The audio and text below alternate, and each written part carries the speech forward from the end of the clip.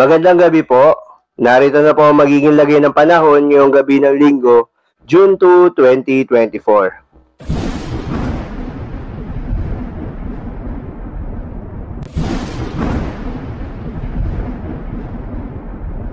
Sa kasalukuyan na tayo sa pag-asa, patuloy pa rin ang pag-ihip ng mainit na hangin galing sa karagatang Pasipiko at nakakaapekto pa rin sa may Southern Luzon, Visayas at Mindanao. Kaya naman nasaan ang bagyang maulap hanggang sa maulap na papawirin na may mga tsansa ng mga panandaliang buhos ng ulan. Samantala, may frontal system o yung salubungan ng mainit at malamig na hangin na nakakaapekto sa may extreme northern Luzon. Kaya asahan naman yung maulap na kalangitan na may kalat-kalat na mga pagulan at pagkidlat pagkulog. Sa ngayon nga ay naglabas na ng datos ang pag-asa para sa mga posibleng track na mga bagyong papasok o mabobuo sa loob ng ating Philippine Area of Responsibility. Ayon sa pag-asa, asahan ng isa o dalawang bagyo ang posibleng pumasok o mabuo sa loob ng ating Philippine Area of Responsibility ngayong buwan ng Hunyo. At in general, dalawang tracks ang nakikitang characteristics ng mga bagyo. Una ay itong non-landfalling tracks. Ito yung mga bagyo na usually pumapasok ng Philippine Area of Responsibility, bahagyang lumalapit sa ating kalupaan bago mag-recurve papalayo ng ating bansa. Ikalawa ay yung landfalling tracks.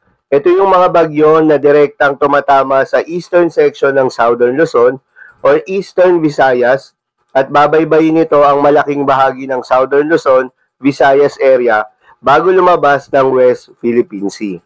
Ngayong gabi nga ng Linggo, dahil sa epekto nitong frontal system ay asahan sa Batanes area at Babuyan Islands ang maulap na kalangitan na may kalat-kalat na mga pagulan at pagkidlat pagkulog.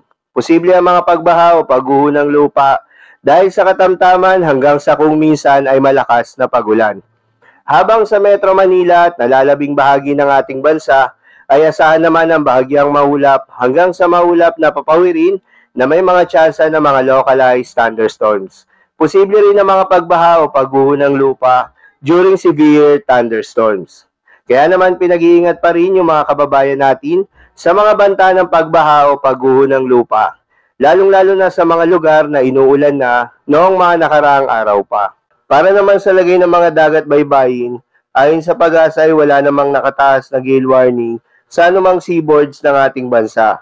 Kaya naman malayang makakapamalaot yung mga kababayan nating mangingisda at yung may mga maliliit na sasakyang pandagat. Asahan ang banayad hanggang sa katamtaman ng mga pag-alon. Ngunit iba yung pag-iingat pa rin lalo na kung meron tayong offshore thunderstorm activity. Asahan pa rin yung mga tsansa ng malalakas na hangin at kaakibat nito ang bahagyang pagtaas ng mga alon. So, lamang po para sa lagay ng panahon ngayong gabi ng Linggo. Keep safe everyone.